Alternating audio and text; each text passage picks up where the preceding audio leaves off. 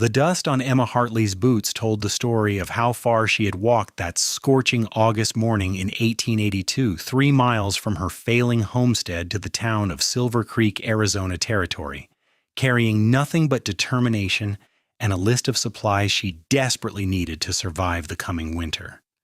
She pushed open the door of Morrison's general store, the bell chiming overhead like a church bell announcing her arrival, and she felt every eye in the establishment turn toward her, taking in her threadbare dress, her sun-darkened skin, and the unmistakable look of desperation that clung to her like the desert heat.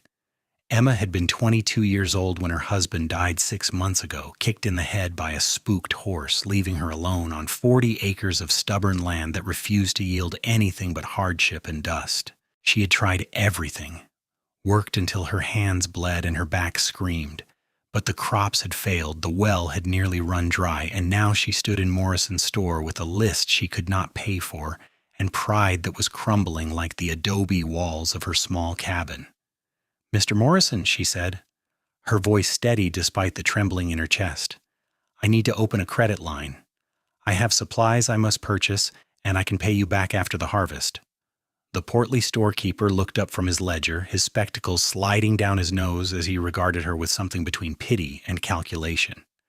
Behind him, shelves groaned under the weight of flour sacks, canned goods, bolts of fabric, tools, and all the necessities that separated survival from starvation in this unforgiving land. "Mrs. Hartley," he said slowly, setting down his pen with deliberate care, "I am sorry for your loss, truly I am. But I cannot extend credit to a widow with no means of repayment. Your land produces nothing. You have no livestock worth mentioning. And frankly, I have a business to run.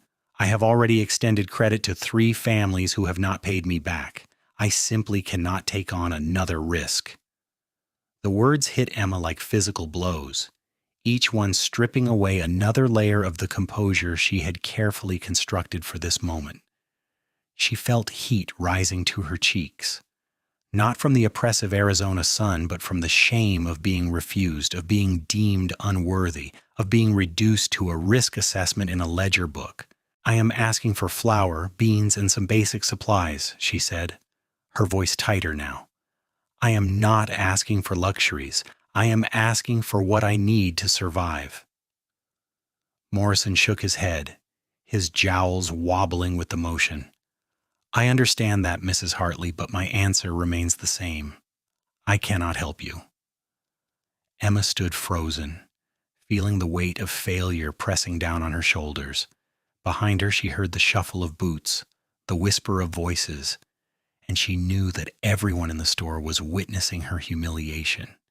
She wanted to turn and run, to disappear into the desert and let the sun bleach her bones white alongside the cattle skulls that dotted the landscape, but her feet would not move. "How much does she need?" The voice came from behind her, deep and calm, with the measured quality of a man who chose his words carefully. Emma turned to see a tall cowboy standing near the door, his hat tilted back to reveal a face weathered by sun and wind but still young, perhaps 25 or 26.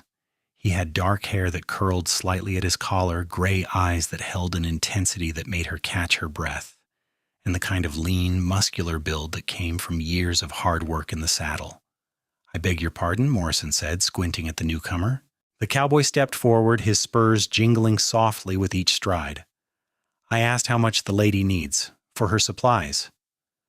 Morrison glanced between Emma and the cowboy, confusion written across his features. "I do not see how that is your concern, Mr. Dalton."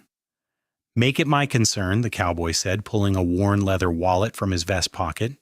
"I want to open an account in this store. Put it in my name, Thomas Dalton. And Mrs. Hartley here has my permission to buy whatever she needs from it."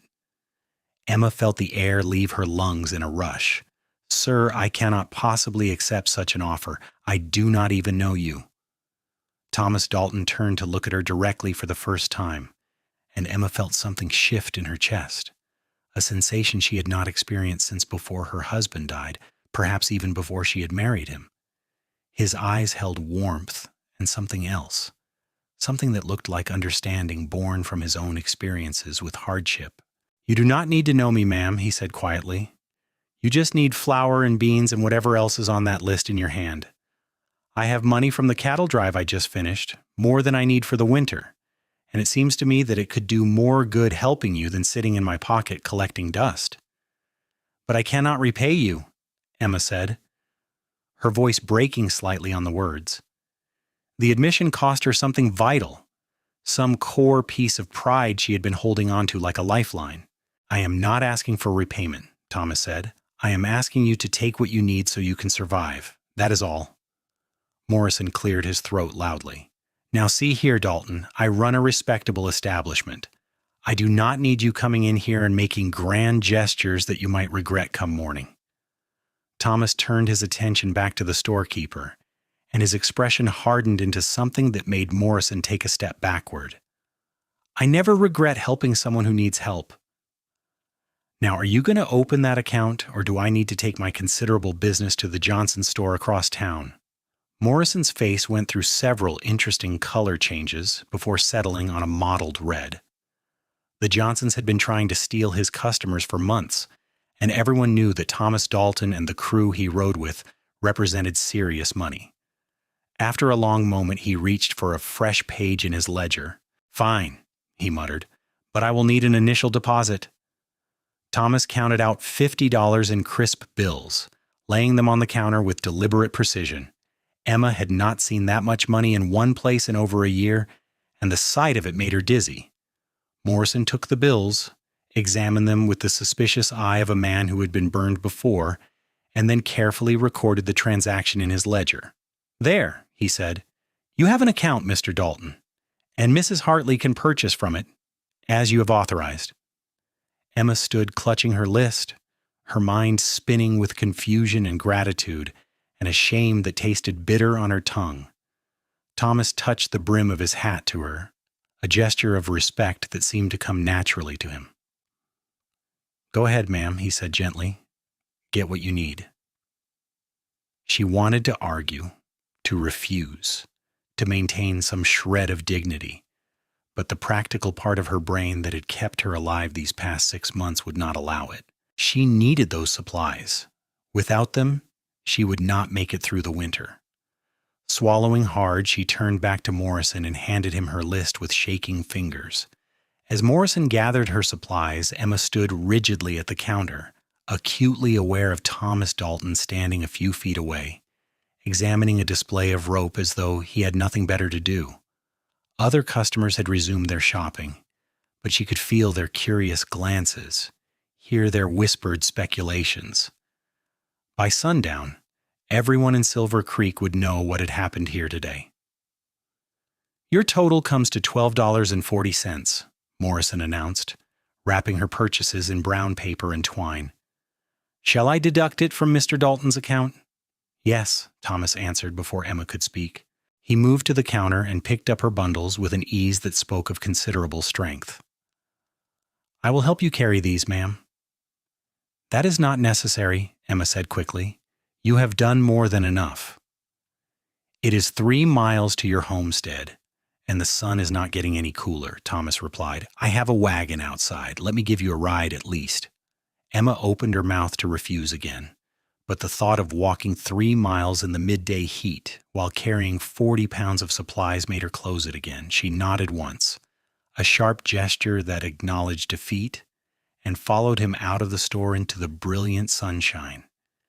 His wagon was hitched to 2 sturdy horses, and he loaded her supplies into the back with practiced efficiency before offering her his hand to help her up onto the seat.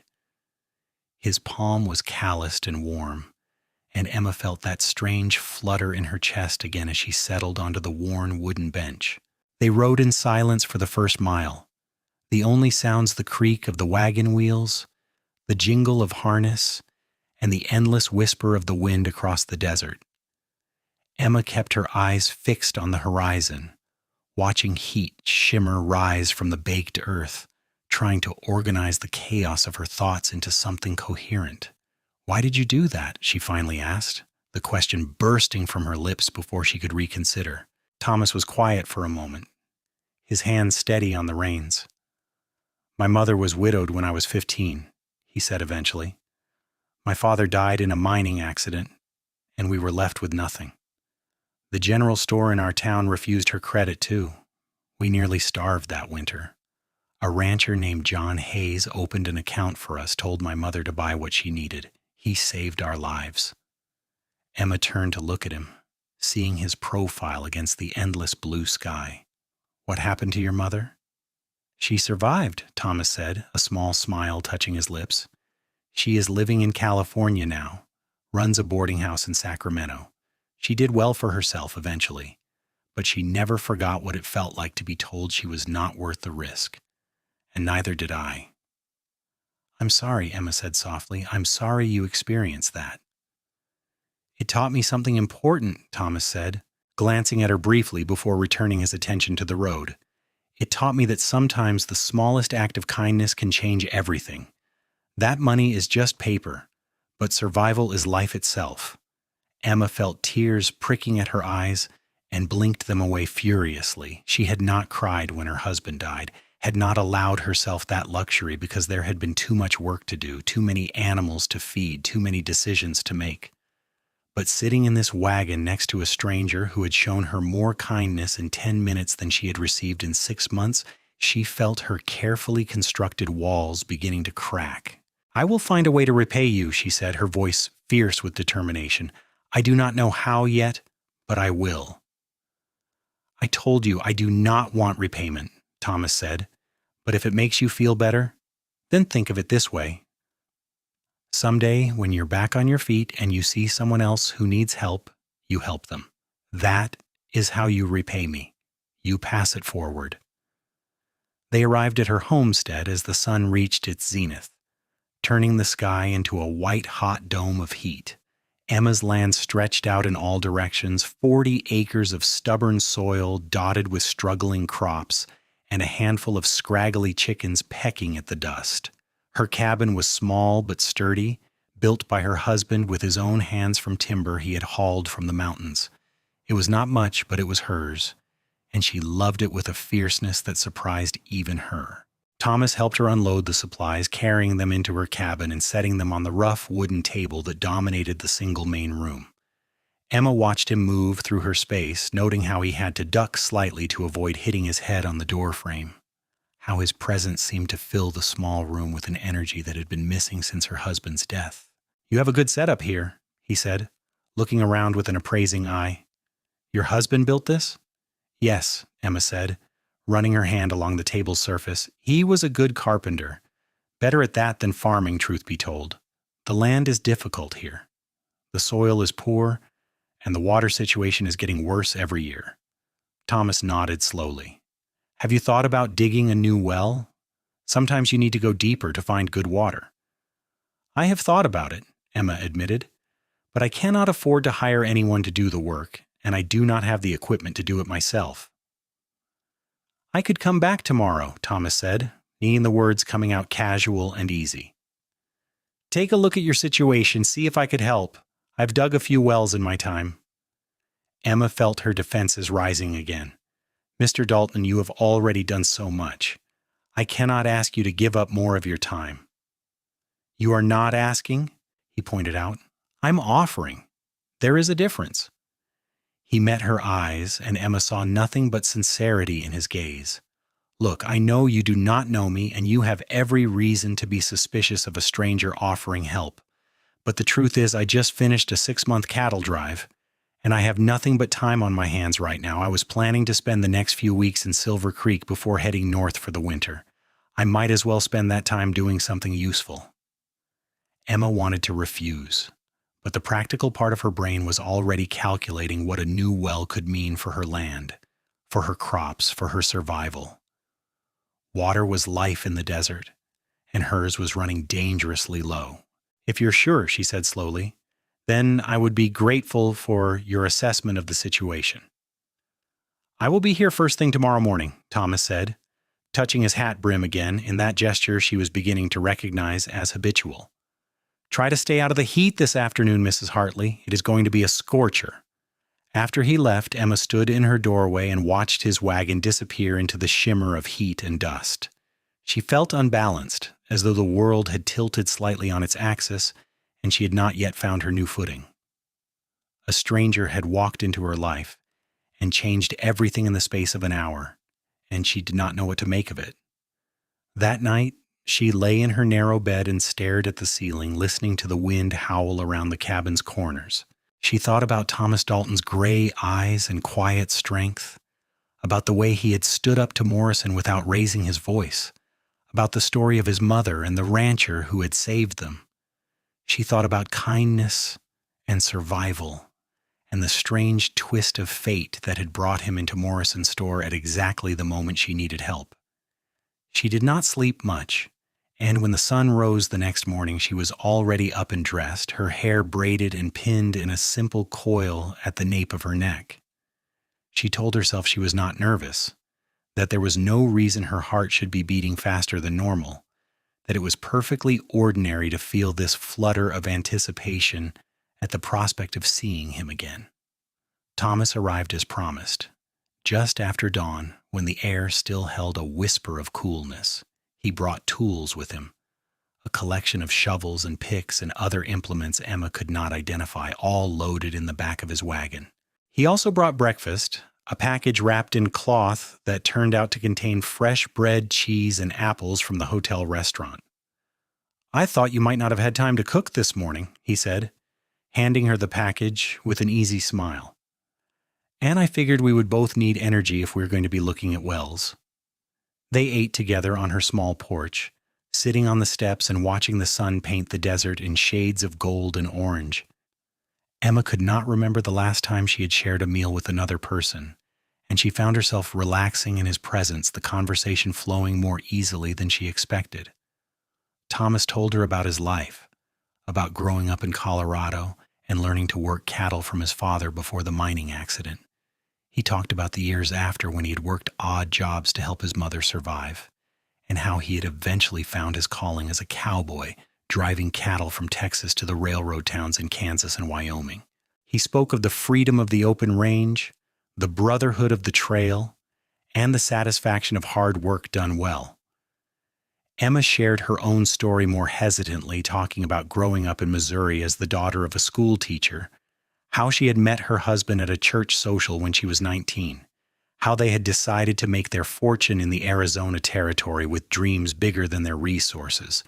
She talked about the reality of homesteading, the crushing labor and frequent disappointments, but also about the moments of beauty, the spectacular sunsets, and the vast silence of the desert that made her feel simultaneously insignificant and connected to something larger than herself.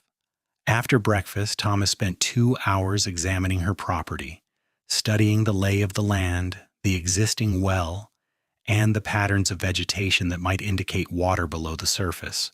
Emma followed him, watching the way he moved with purpose and confidence, the way he seemed to read the earth like other men read books. "Your well is definitely running dry," he said finally, standing at the lip of the existing hole and peering down into its depths. "But I think I know where we might find water. See those cottonwood trees about 200 yards west? Cottonwoods need water to survive. Their roots go deep. If we dig in that area, I think we have a good chance of hitting a decent aquifer." "How long would it take," Emma asked, "to dig a new well?" "With 2 people working, maybe a week, possibly less if we are lucky." Thomas straightened and looked at her directly. "I know what you're going to say. You are going to tell me you cannot ask me to spend a week digging a well for you. But here is the thing, Mrs. Hartley, I want to do this. It has been a long time since I felt like I was doing something that mattered beyond moving cattle from one place to another. Let me do this."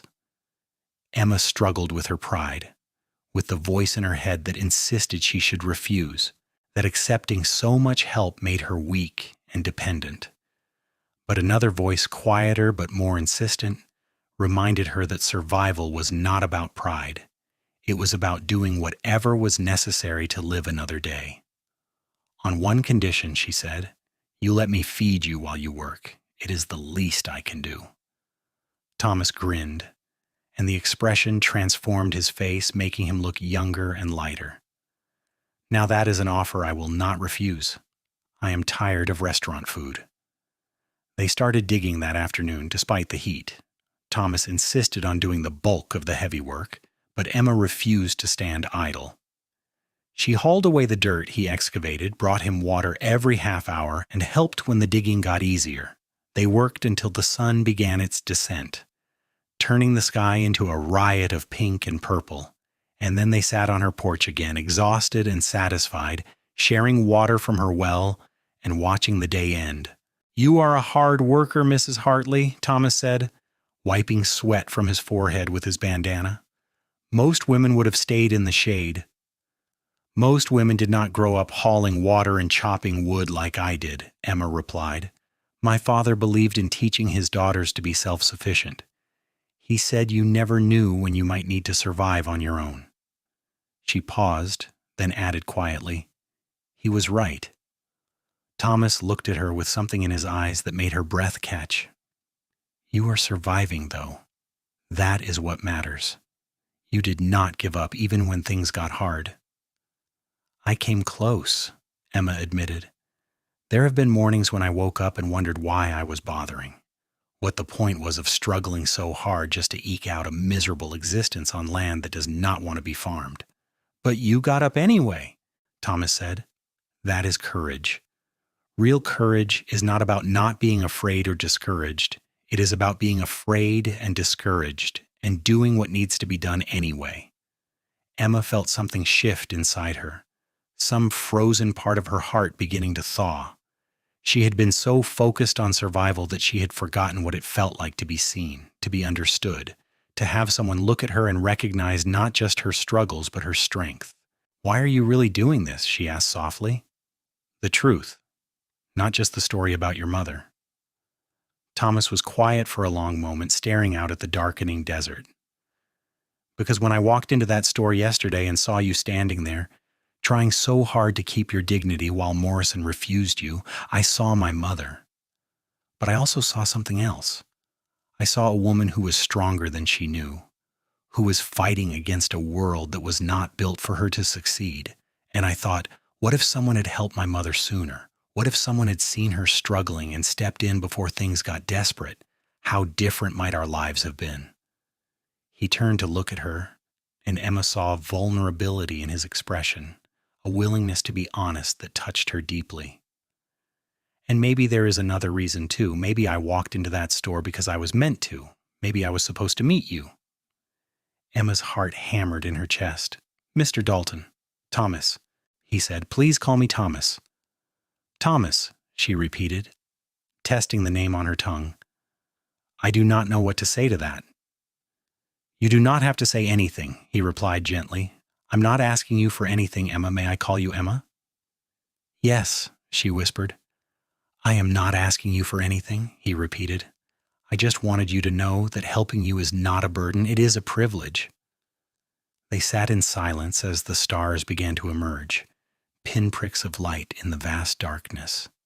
Emma felt the weight of 6 months of loneliness lifting slightly, replaced by something that felt dangerously like hope. The next 6 days fell into a rhythm that Emma had not experienced since before her husband died. Thomas arrived each morning with the sun, and they worked together through the cooler hours, digging deeper into the earth in search of water. Emma prepared simple but hearty meals, drawing on the supplies from Morrison's store to create biscuits and beans, fried potatoes and salt pork, and once, as a special treat, an apple pie that made Thomas close his eyes in appreciation. They talked while they worked, sharing stories and observations, finding an easy companionship that surprised them both. Thomas told her about the places he had seen, the vast prairies of Texas and the towering mountains of Colorado, the rowdy cattle towns, and the quiet beauty of sleeping under the stars. Emma shared her love of books, lamenting the small collection she had brought from Missouri, and Thomas promised to bring her more from Silver Creek's modest library. On the 4th day, as they paused for lunch, Thomas asked about her husband.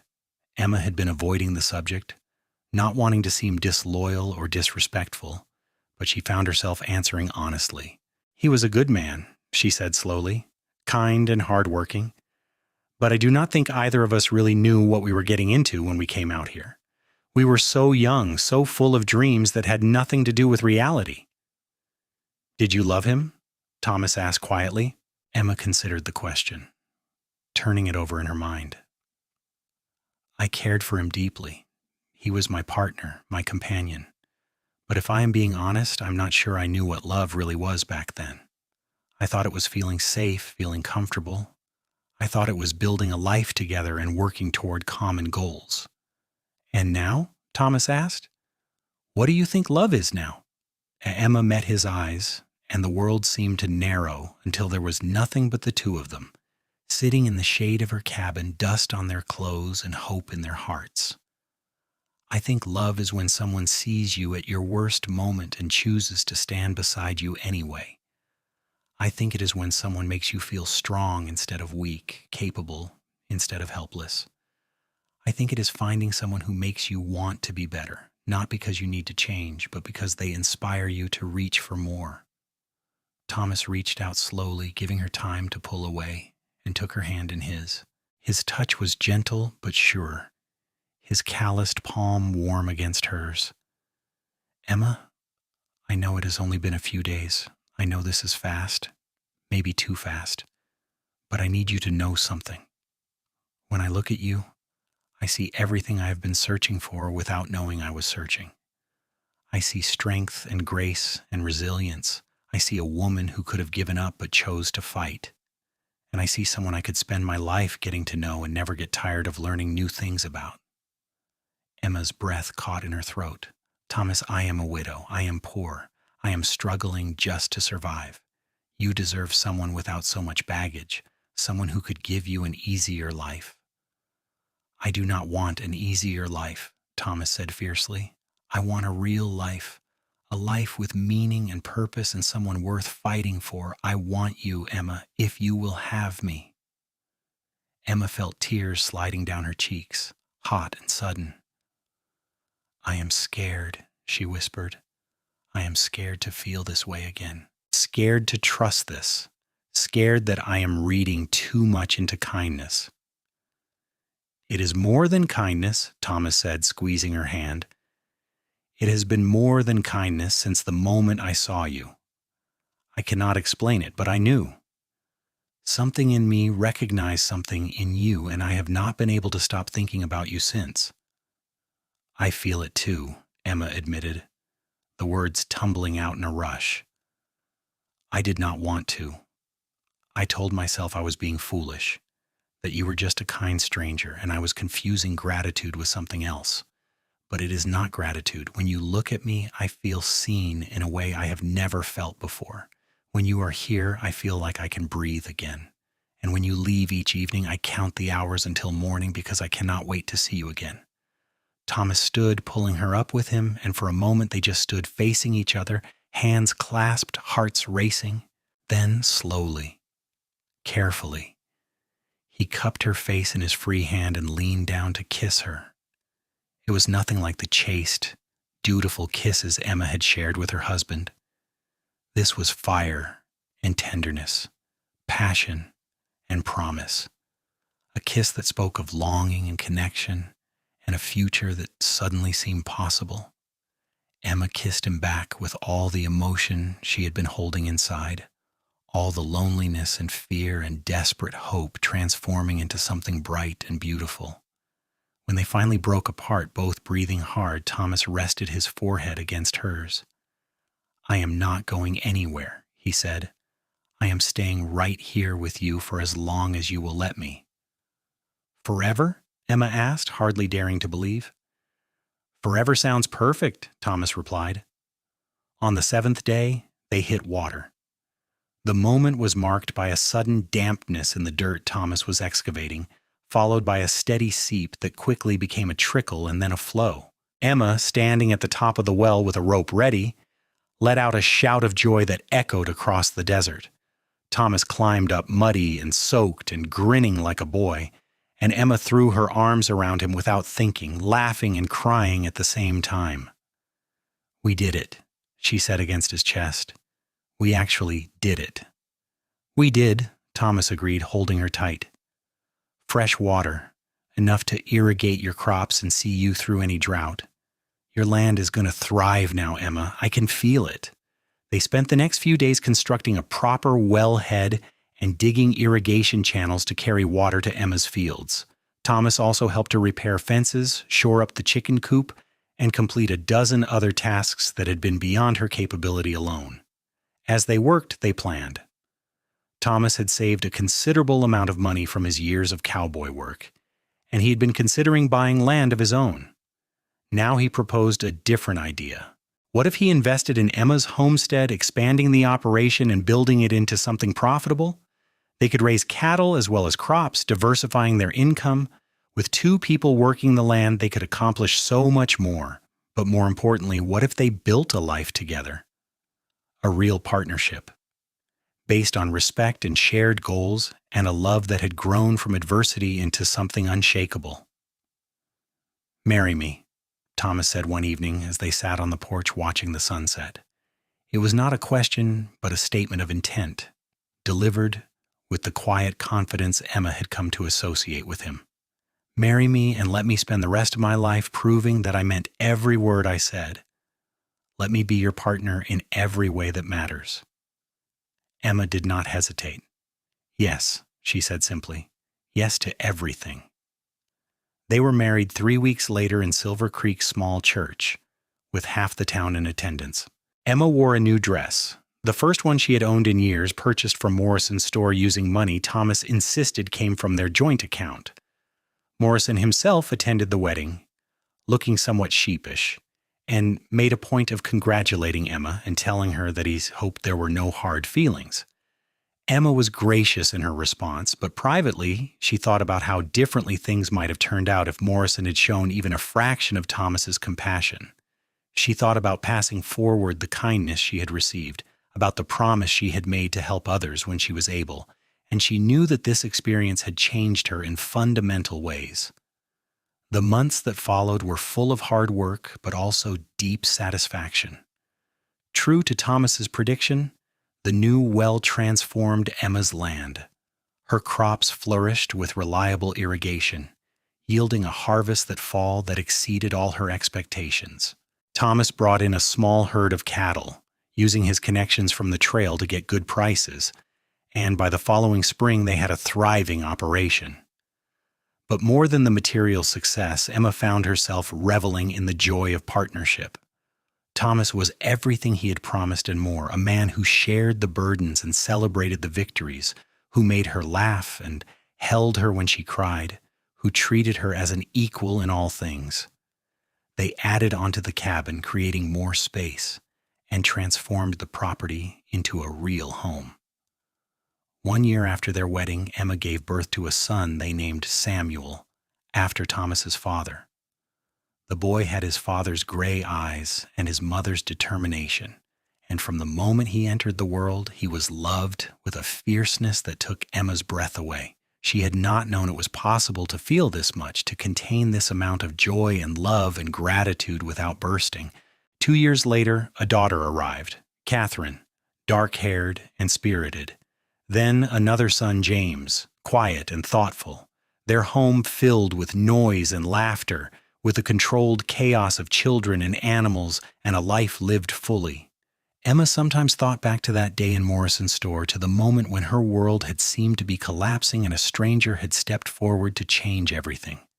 She thought about how close she had come to giving up, how near she had been to losing hope entirely, and she marveled at the strange and wonderful paths life could take, at how a single act of kindness could ripple outward in ways no one could predict. She and Thomas made good on her promise to pass forward the kindness they had received. Over the years, they helped dozens of families in Silver Creek and the surrounding territory, opening credit lines, sharing resources, teaching new homesteaders the skills they needed to survive. Their generosity became legendary in the area, and their home became known as a place where people could find help without judgment. Thomas often said that helping others was not about charity but about community, about recognizing that everyone struggled at some point and everyone deserved a hand up when they fell. Emma agreed wholeheartedly, and together they built not just a successful ranch but a legacy of compassion that outlasted them both. On their 10th wedding anniversary, Emma and Thomas stood on their porch watching the sun set over land that now stretched for 200 acres, encompassing their original homestead and several adjacent properties they had purchased over the years. Their children played in the yard, their laughter carrying on the evening breeze, and Emma leaned into Thomas's side, feeling his arm come around her shoulders. "Do you remember when we first stood here together?" she asked quietly. "When you were digging the well and everything seemed so uncertain?" "I remember thinking I would dig 1,000 wells if it meant I could spend my life with you," Thomas replied, pressing a kiss to her temple. "Best decision I ever made, walking into that store that day." "Best thing that ever happened to me, you refusing to let me give up," Emma said. "I was drowning, Thomas. I could not see a way forward. And then you appeared and threw me a lifeline." "We saved each other," Thomas corrected gently. "You gave me purpose, Emma. You gave me a reason to put down roots instead of wandering forever. You made me believe in home." Emma turned in his arms to face him, looking up into the face she knew as well as her own now, the face she would never tire of seeing. "I love you," she said, the words as easy and natural as breathing. "I love you more every day, more than I thought it was possible to love another person." "And I love you," Thomas replied, touching her face with the same tender reverence he had shown since that first kiss. "Today, tomorrow, and every day after. You are my heart, Emma. Everything good in my life started the day I met you." As the sun dipped below the horizon, painting the sky in brilliant shades of orange and red, Emma Dalton née Hartley thought about the journey that had brought her to this moment. She thought about loss and survival, about desperation and hope, about the courage it took to accept help and the grace it required to give it. She thought about a stranger who had seen her at her worst and chosen to stand beside her, who had turned her life around with a simple act of generosity. But most of all, she thought about love. Real love.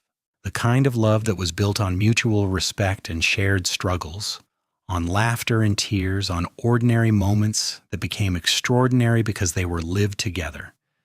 The kind of love that did not just survive hardship, but was forged stronger by it. Years passed, and their family grew and thrived.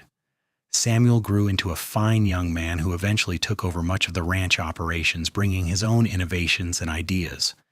Catherine married a doctor and moved to Tucson, but visited often with her own growing family. James became a teacher, inspired by stories of his grandfather and determined to pass on knowledge to the next generation. Emma and Thomas grew old together, their hair turning gray, their faces weathering like the desert landscape they loved. But their love never diminished, never became routine or comfortable in a way that bred complacency.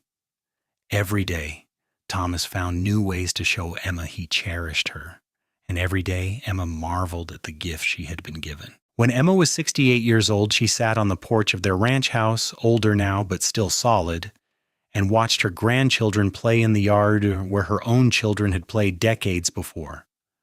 Thomas sat beside her in the rocking chair he had built with his own hands, their fingers intertwined, their silence comfortable and complete. "Do you know what I realized today?" Emma said, breaking the peaceful quiet.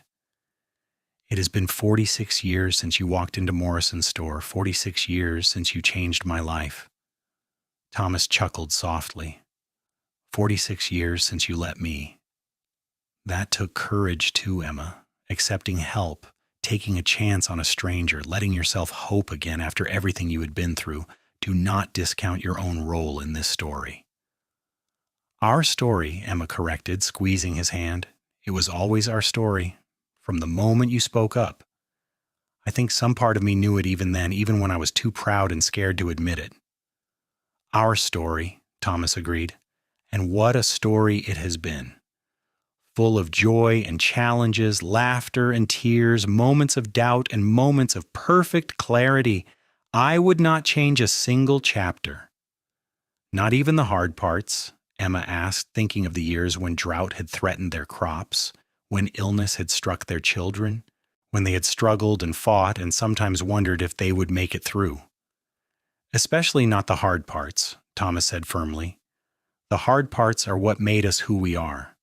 They taught us to rely on each other, to be strong together, to never give up.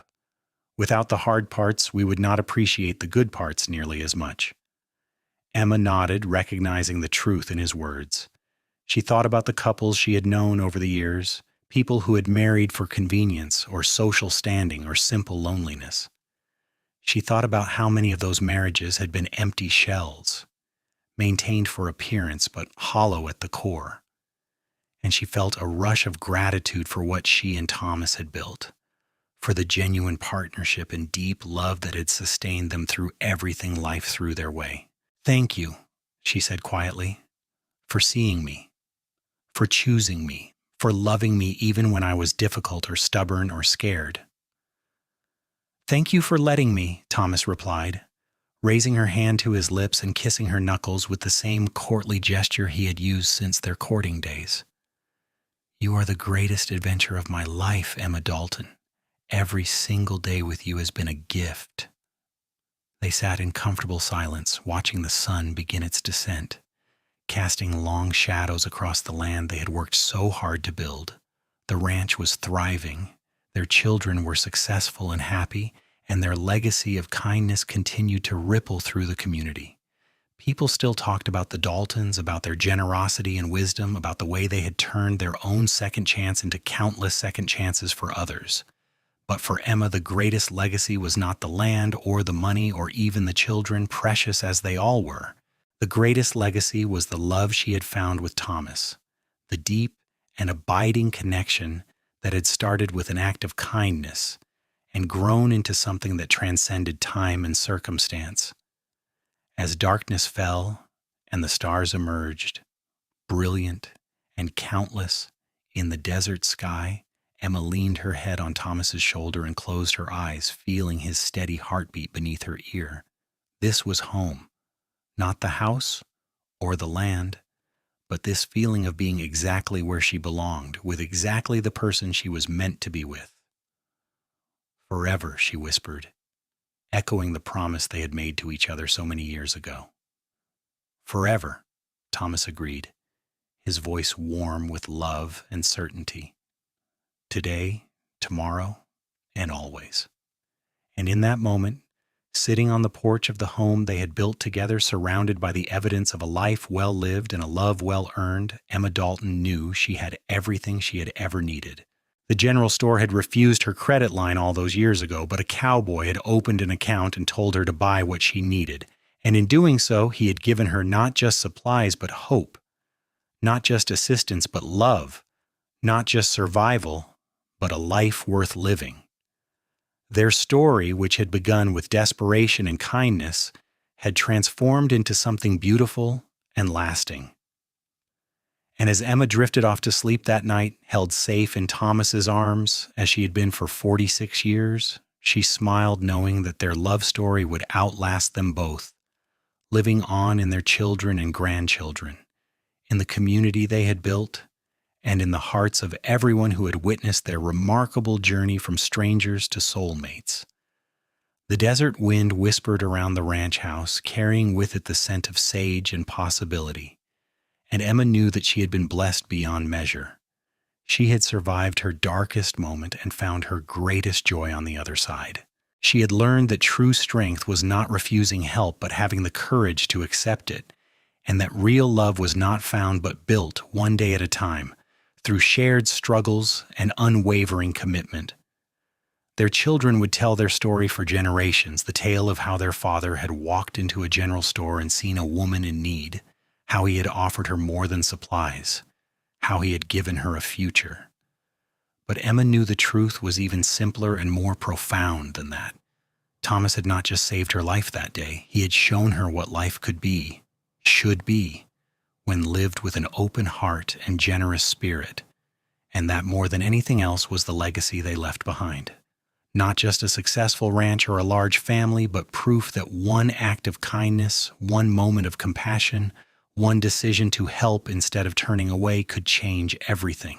It could transform despair into hope, loneliness into love, and a struggling widow into a woman who knew, beyond any doubt, that she was cherished.